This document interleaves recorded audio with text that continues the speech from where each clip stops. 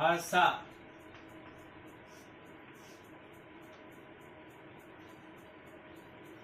भाषा शब्द की उत्पत्ति।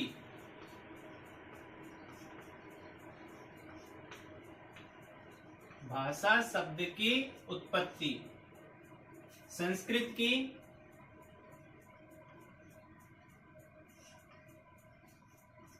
भाष धातु से हुई है।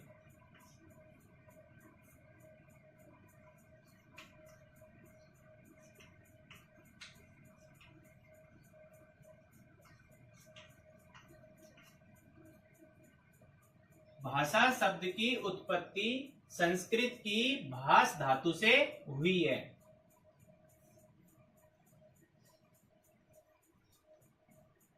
जिसका अर्थ होता है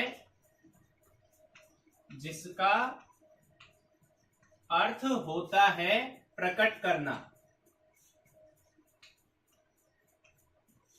भाष का अर्थ क्या होता है? प्रकट करना। यानी कि भाषा शब्द की उत्पत्ति संस्कृत की भाष धातु से हुई है, जिसका अर्थ होता है प्रकट करना। अर्थात मनुष्य एक सामाजिक प्राणी है। मनुष्य एक सामाजिक प्राणी है। वह अपने मन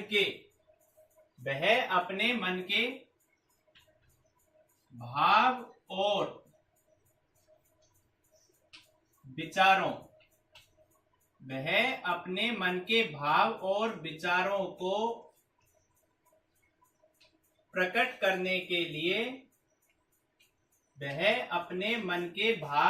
विचारों को प्रकट करने के लिए जिस माध्यम का प्रयोग करता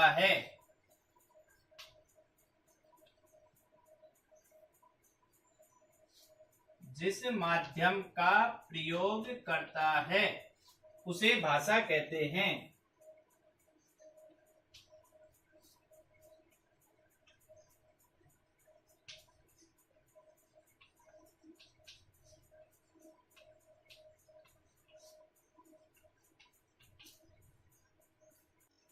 एक बार फिर से, भाषा शब्द की उत्पत्ति संस्कृत की भाष धातु से हुई है, जिसका अर्थ होता है प्रकट करना।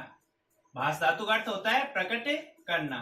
अर्थात मनुष्य यानी कि हम एक सामाजिक प्राणी है और हम अपने मन के भाव और विचारों को प्रकट करने के लिए जिस माध्यम का प्रयोग करते हैं उसे भाषा कहते हैं। भाषा के माध्यम, भाषा के 3 माध्यम होते हैं। भाषा के कितने माध्यम होते हैं? 3। पहला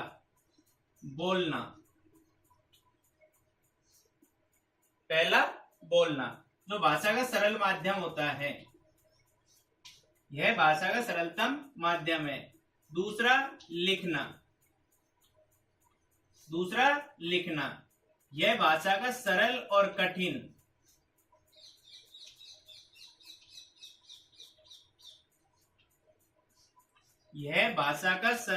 कठिन माध्यम है। जबकि तीसरा है संकेत।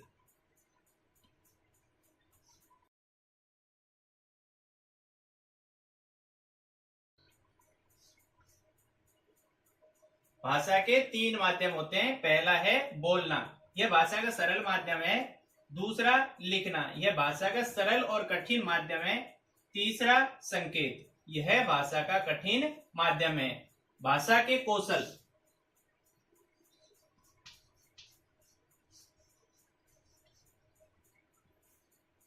भाषा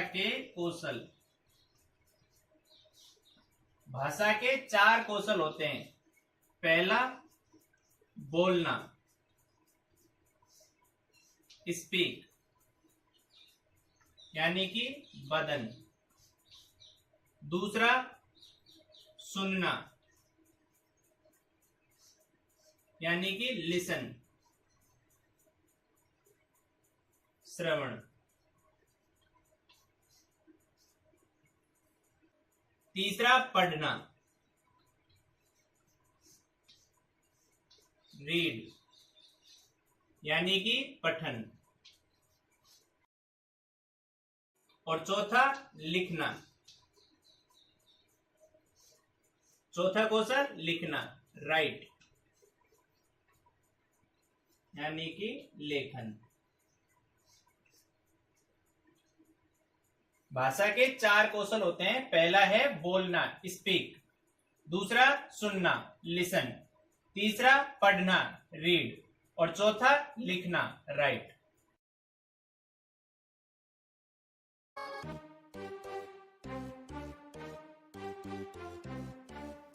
संस्कृत भाषा का इतिहास। संस्कृत भाषा का भारत में उद्भव महर्षि पाणिनि द्वारा किया गया। ऋक् संहिता की भाषा को संस्कृत का आद्यतम उपलब्ध रूप कहा जा सकता है। पाणिनि ने जिस संस्कृत भाषा का व्याकरण लिखा है उसके 2 अंश हैं। एक जिसे अष्टाध्यायी में छंदप कहा गया है और दूसरा भाषा जिसे लोक भाषा या लौकिक भाषा के रूप में माना जाता है। आचार्य पतंजलि के व्याकरण महाभाष्य नामक प्रसिद्ध शब्दानुशासन के आरंभ में भी वैदिक भाषा और लौकिक भाषा के शब्दों का उल्लेख हुआ है। संस्कृत नाम देवी बागन व्याख्याता महर्षि भी वाक्य में जिसे देव भाषा या संस्कृत कहा गया है वह संभवतः यास्क, पाणिनि, कात्यायन और पतंजलि के समय तक छंदो भाषा, वैदिक भाषा एवं लोक भाषा के 2 नामों, स्तरों व रूपों में व्यक्त थी। बहुत से विद्वानों का मत है कि भाषा के लिए संस्कृत शब्द का प्रयोग सर्वप्रथम वाल्मीकि रामायण के सुंदरकांड 30वें सर्ग में हनुमान द्वारा विशेषण रूप में संस्कृता वाक्य किया गया है।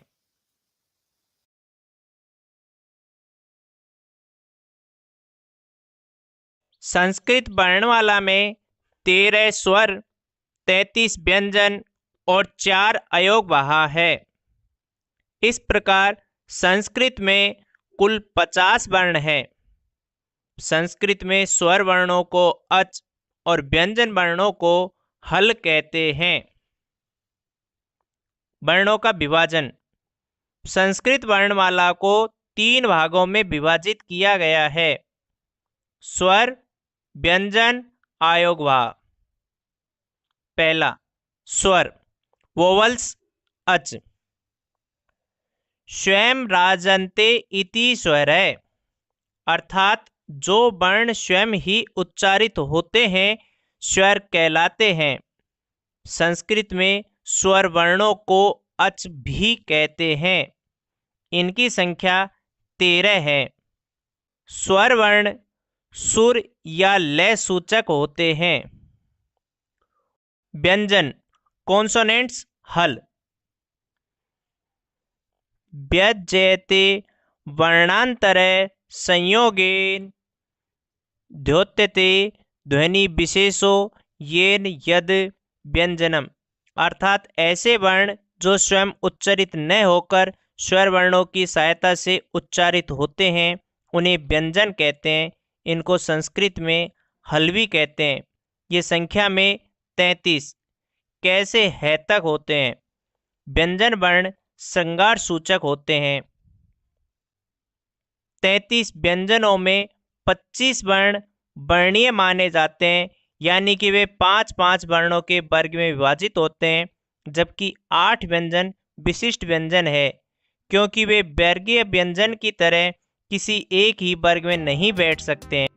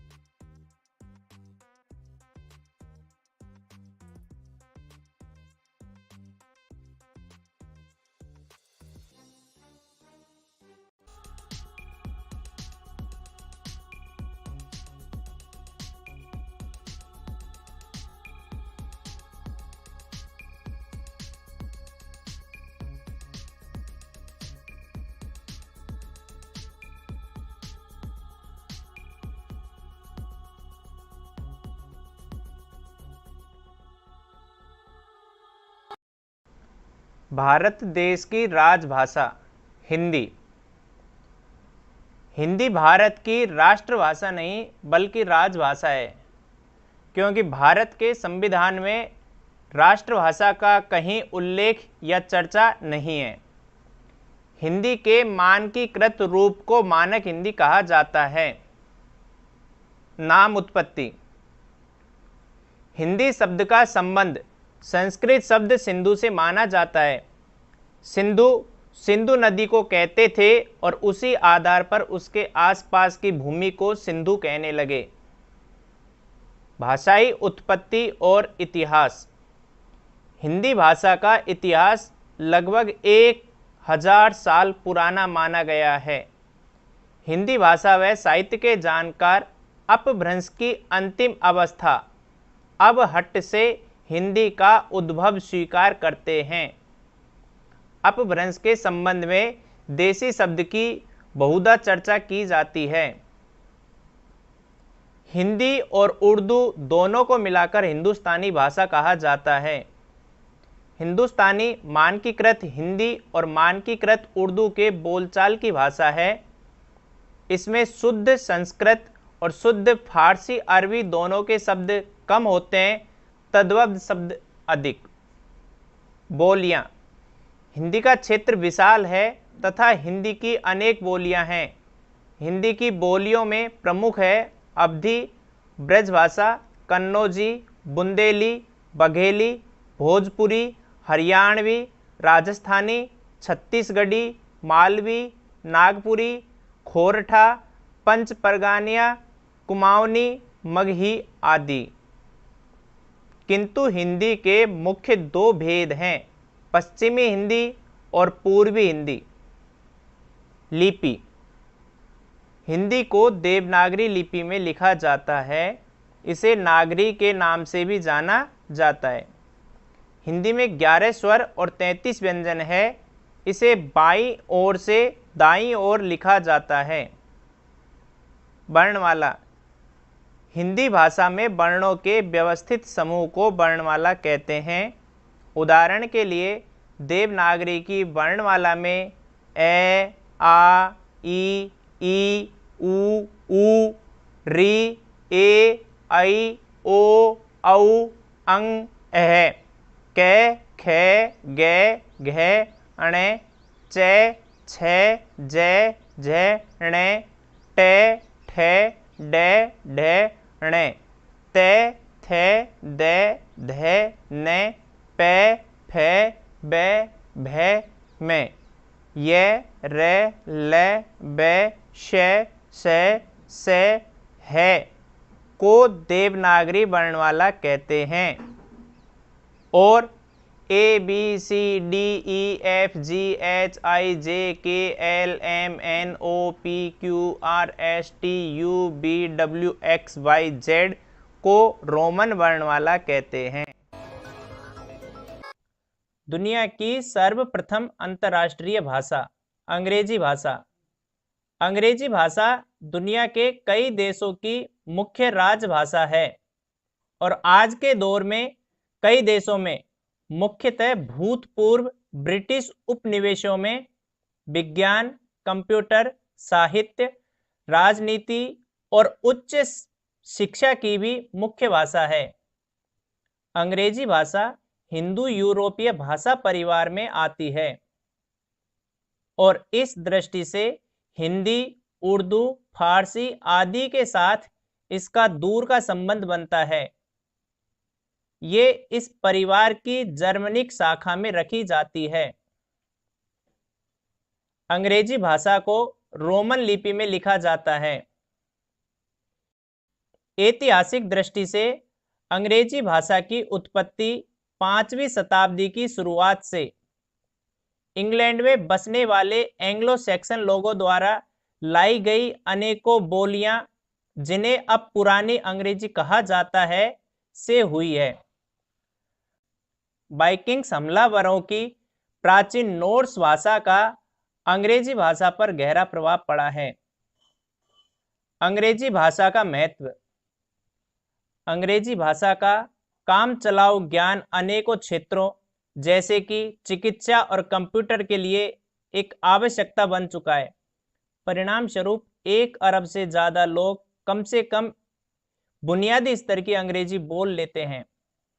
आधुनिक अंग्रेजी, जिसको कभी कभी प्रथम वैश्विक सामान्य भाषा के तौर पर भी वर्णित किया जाता है, संचार, विज्ञान, व्यापार, विमानन, मनोरंजन, रेडियो और कूटनीति के क्षेत्रों की प्रमुख अंतर्राष्ट्रीय भाषा है। व्याकरण। अन्य इंडो यूरोपियन भाषाओं की तुलना में अंग्रेजी में न्यूनतम मोड़, घुमाव या बदलाव होते हैं। उदाहरण के लिए आधुनिक जर्मन या डच और रोमांस भाषाओं के विपरीत